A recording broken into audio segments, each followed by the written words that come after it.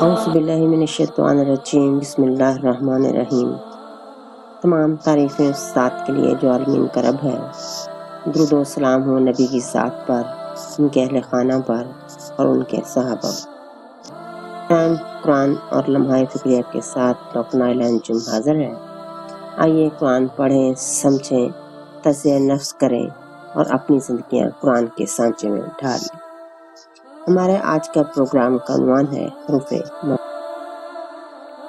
مقطعات کے سلسلے میں ہم 4 پروگرام پیش کریں۔ یہ پروگرام 4 حصوں پر مشتمل ہوگا۔ پیش کریں گے حروف مقطعات کا تعارف، ترتیب نزول، ترتیب تلاوت، اس کے حوالہ، سیاق و سباق، تکرار اور تکرار کا فرق اور پھر تجزیہ نفس۔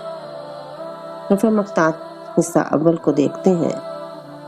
قارئین اور سامعین، آپ جانتے ہیں کہ یہ حروف مقطعات کہلاتے ہیں۔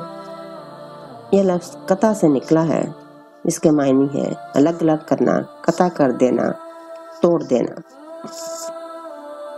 قطعات اس کی جمع ہے اور جب میم اس کے ساتھ آتا ہے تو اس کو اسم بنا دیتا ہے، یعنی مقطعات وہ چیزیں جو کہ الگ الگ ہوں، ٹکڑے ٹکڑے ہوں، ان کو ایک دوسرے سے توڑ دیا گیا ہو۔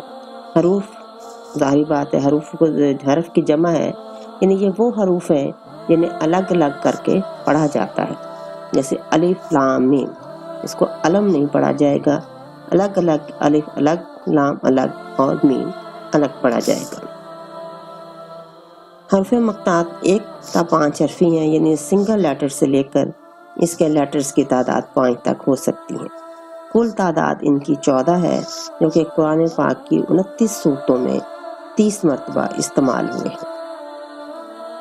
سورہ شورى جو ہے قرآن پاک کی وہ صورت ہے جس میں 2 حروف مقطعات استعمال ہوئے ہیں، ہا میم اور عین سین کاف۔ بعض دفعہ ان کو اکٹھا بھی پڑھا جاتا ہے، یعنی ہا میم عین سین کاف۔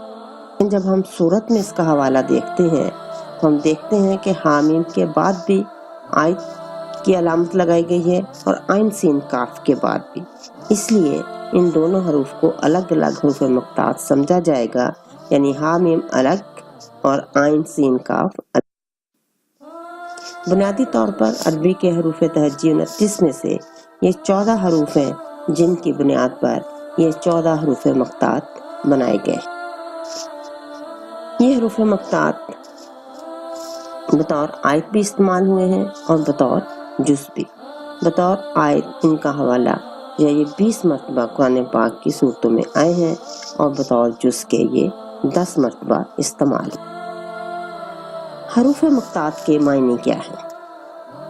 قرآن پاک کی مختلف صورتوں کا آغاز ان حروف سے کیوں ہوتا ہے؟ مفسرین کی جو اکثریت ہے وہ اس بات پر مشتمل ہے کہ جب ہم ان الفاظ کو یا حروف کو پڑھتے ہیں، الگ الگ پڑھتے ہیں، لیکن اس کا ترجمہ نہیں کیا جاتا۔ الف لام میم، الف لام میم ہی رہتا ہے، الف لام را، الف لام را ہی رہتا ہے۔ مفسرین کی اکثریت اس بات پر بھی متفق ہے کہ یہ اس دور میں جب قرآن پاک نازل کیا گیا تو یہ اہل عرب کا طریقہ کلام تھا۔ وہ اپنے کلام سے پہلے اپنے سامعین کو متوجہ کرنے کے لیے حروف مقطعات کا استعمال کرتے تھے۔ اس لیے جب قرآن پاک نازل فرمایا گیا تو عربوں کے اسی طریقے کلام کو جو ہے وہ پیش نظر رکھا گیا۔ اس حوالے سے ہم کی یوں بھی تصدیق ہوتی ہے کہ ہم دیکھتے ہیں کہ جب قرآن پاک نازل ہوا تو جو مکفر لوگ تھے جو قرآن پاک پہ ایمان نہیں لائے تھے، خواہ ان کا تعلق مکے سے تھا یا مدینے سے، انہوں نے کبھی بھی اس بات پہ اعتراض نہیں کیا کہ یہ حروف کیا ہیں، قرآن پاک میں کیوں استعمال ہو رہے ہیں اور ان کے معنی کیا ہیں۔ اسی طرح ہمیں کوئی ایسا حوالہ بھی نہیں ملتا کہ جہاں سے یہ ثابت ہو سکے کہ صحابہ اکرام نے آپ صلی اللہ علیہ وآلہ وسلم سے ان حروف کے متعلق استفسار کیا ہو۔ گویا یہ اس دور کا طریقہ تھا جس کو سب لوگ جانتے تھے، سمجھتے تھے۔ قرآن پاک میں اس کو اپنایا گیا تو لوگوں نے بھی اس کو اپنا لیا اور سمجھ لیا، کیونکہ یہ انہی کا انداز کلام تھا۔ قرآن پاک میں ان الفاظ سے بہت جو ہماری 29 صورتیں جو ہیں وہ شروع ہوتی ہیں، ان کے مضامین کو دیکھ کر یہ ضرور کہا جا سکتا ہے کہ جن صورتوں کے یہ شروع میں آئے ہیں ان کے مضامین میں کیا جو ہے وہ مشابہت پائی جاتی ہے، لیکن ان کے معنی کے بارے میں قیاس آرائیاں کرنا مناسب نہیں ہے۔ اس سلسلے میں رہنمائی سورۃ آل عمران کی آیت نمبر 7 میں ملتی ہے۔ سورۃ آل عمران بھی قرآن پاک کی ان صورتوں میں سے ہے جن کے شروع میں حروف مقطعات آئے ہیں۔ اللہ سبحانہ تعالیٰ فرماتے ہیں هو الذی انزل علیک الکتاب، اللہ وہی ہے جس نے اس کتاب کو نازل کیا، منہ آیات محکمات، اس میں آیات ہیں جو محکم ہیں، ثابت شدہ ہیں، ہن ام الکتاب، اور وہی اصل کتاب ہے، اخر متشابہات، اور کچھ آیات اس میں سے متشابہ ہیں۔ فَأَمَّا الَّذِينَ فِي قُلُوبِهِمْ زَيْغٌ، وہ لوگ جن کے دلوں میں کجی ہے، ٹیڑھا پن ہے، فَيَتَّبِعُونَ، وہ سب اس بات کی اطاعت کرتے ہیں، مَا تَشَابَهَ مِنْهُ، جو کہ متشابہ چیزیں ہیں، کس لیے؟ ابتغاء الفتنات، تاکہ فتنہ جو ہے وہ طلب کریں، فتنے کی تلاش کے لیے، ابتغاء تاویلہ، اور اس کی کوئی نہ کوئی تعویل گھڑ لے۔ وما یعلم تاویلہ الا اللہ، لیکن ان کی تعویل، ان کے اصل معنی اللہ کے سوا کسی کو معلوم نہیں۔